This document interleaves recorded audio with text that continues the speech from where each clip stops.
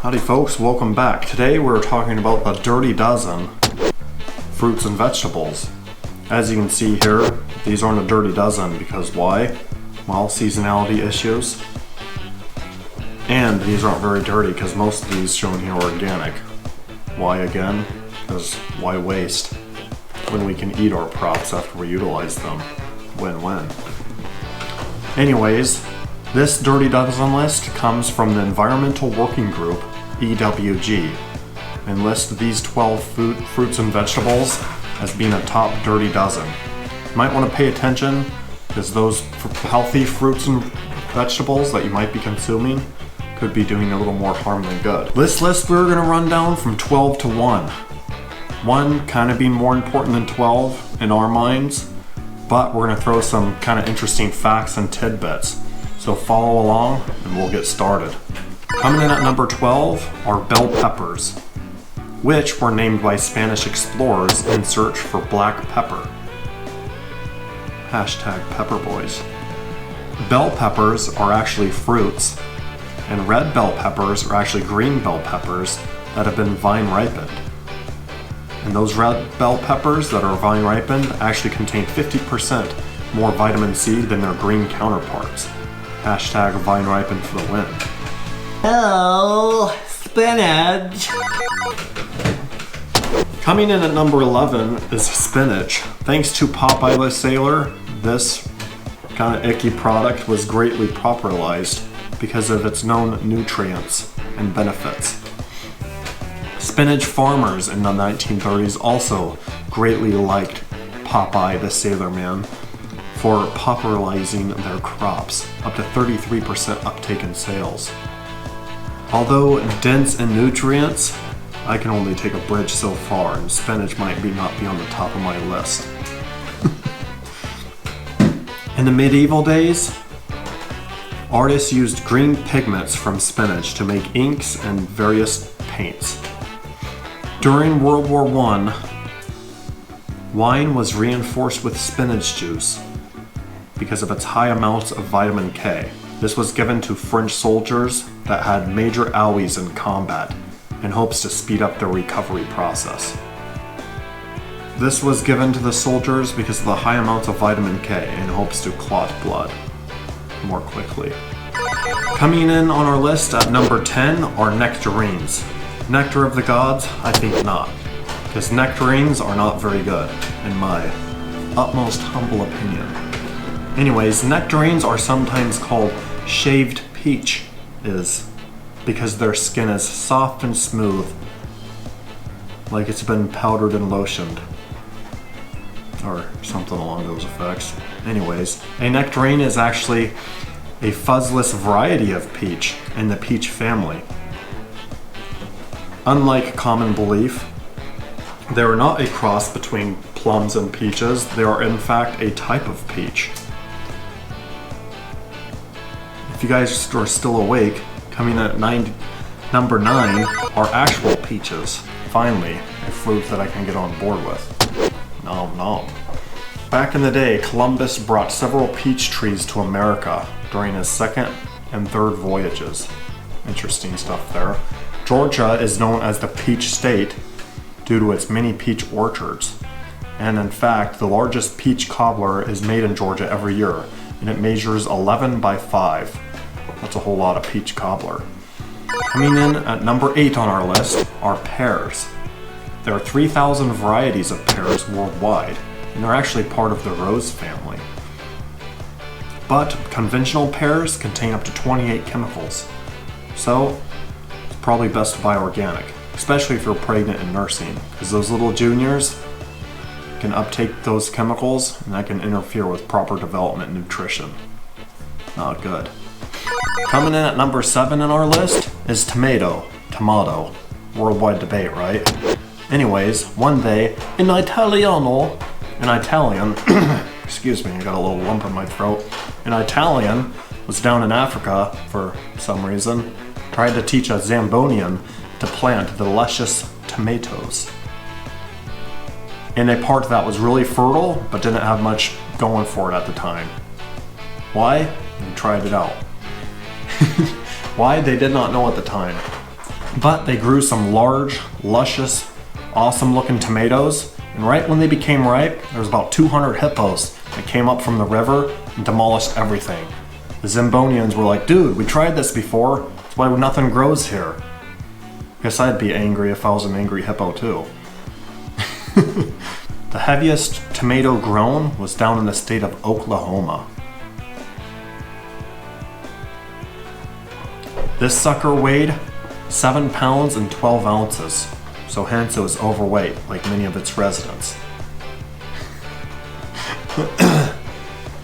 Many of its human residents.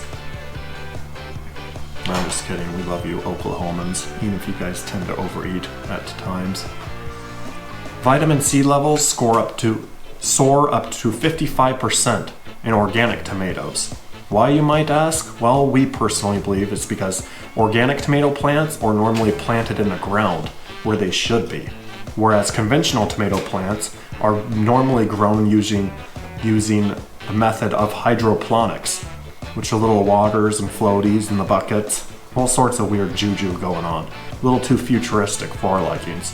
Coming in at number 6 on our list for heavy pesticidal residue, yuck, is cherries. Cherries are pretty tasty, especially these canned ones. Hey, I never said I was a robot. These might not be organic, but a guy's got to every once in a while. It does help that they're non-GMO though. Hashtag half cheating. Anyways, the world record for spitting a cherry pit is 93 feet. That was done in the state of Michigan. I think they might need more stuff to do. Maybe rebuilding Detroit, for example? I don't know, just a thought. Have you seen pictures of that? Anyways, do a Google search sometime if you're bored. Turkey, interestingly enough, is the #1 producer of cherries in the world, with the United States of America coming into a close second. I guess I can live with that, because if we're #2 in cherry production, we're still #1 for freedom. Hashtag America. Still with us, coming in at number 5 on our list, is celery. Celery was used in the ancients as a bouquet of flowers, rewarded to Greek athletes that competed in the Olympic Games. So hey babe, here's this bouquet of celery. It's beautiful, right? You can also hydrate as well with it, because celery has a high water content. That's pretty thoughtful. Conventionally grown celery is found to have up to 13 pesticides, and 95% of all celery tested positive for pesticides. That's definitely not testing positive for awesome. Celery is also the solid base and bare bones of the kids' instant classic snack known as ants on a log, which consists of celery covered in your favorite nut butter. Hopefully it's organic, definitely not Skippy. You can watch our video on that if you haven't already. And covered on top with ants, which would be raisins, of course, in this example. Moms out there, you should try it. Pretty tasty. 4 on our list are apples. Apples are said to symbolize health, love, and fertility. Well, that's what I've been missing in my life.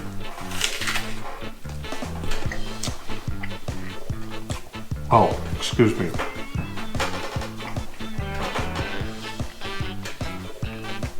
That made me kind of excited there.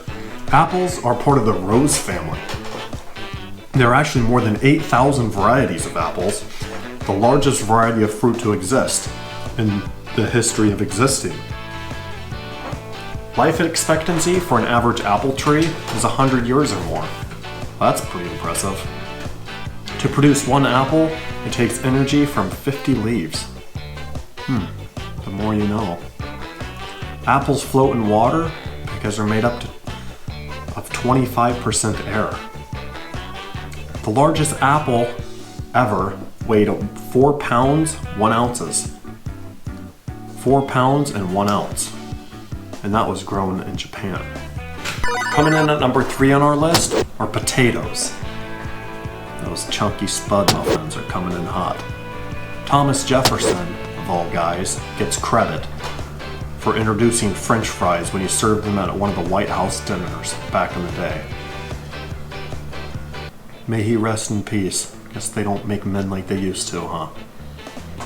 Potatoes are made up of about 80% water and 20% solids.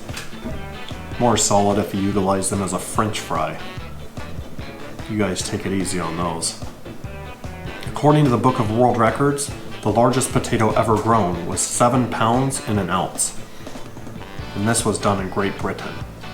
In 1995, potatoes were the first vegetables to be grown in outer space, in hopes to feed those hungry astronauts while they're floating around up there doing their thing, but also in hopes to maybe feed future space colonies, maybe like the new branch of the military known as the Space Force.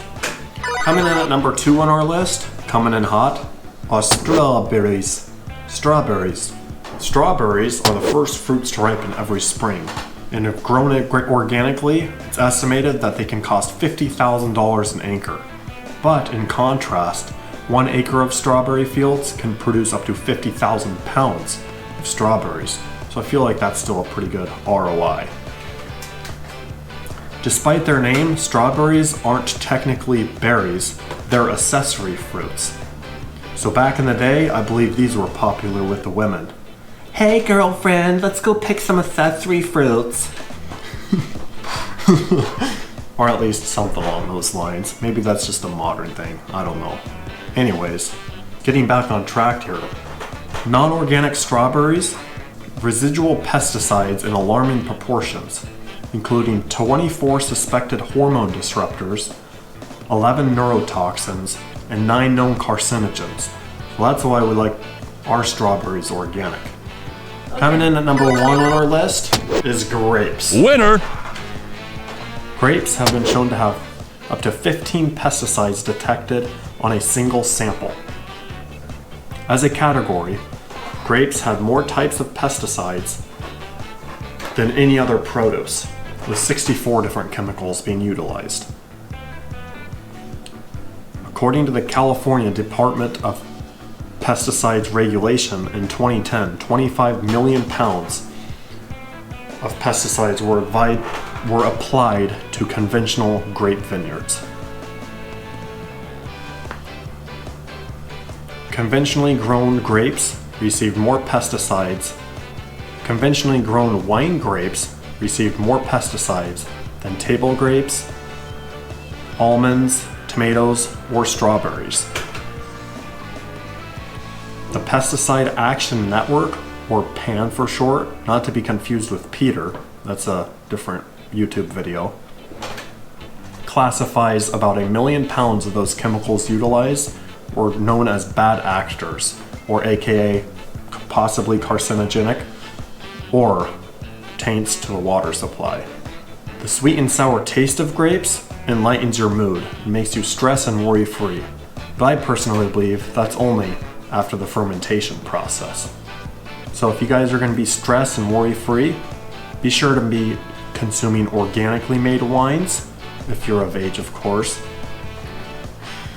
or purchase your wine from Italy or France, because they're known to have better growing practices than us here in California.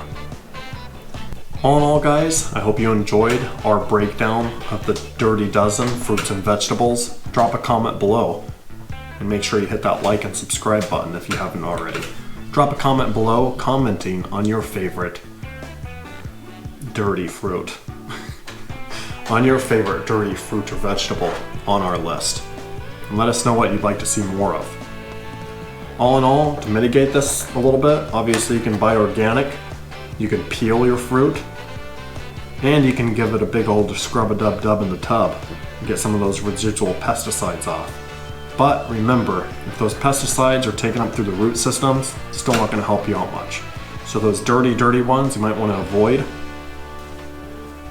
or just buy organic if you can. Thanks for watching. Guys, as always, thanks for watching. Make sure to like, comment, subscribe if you like what we're doing here. I'm trying to push out more content. And if you have a food group or kind of nasty-ish ingredient that you want us to check out, drop us a comment down below. Thanks for watching.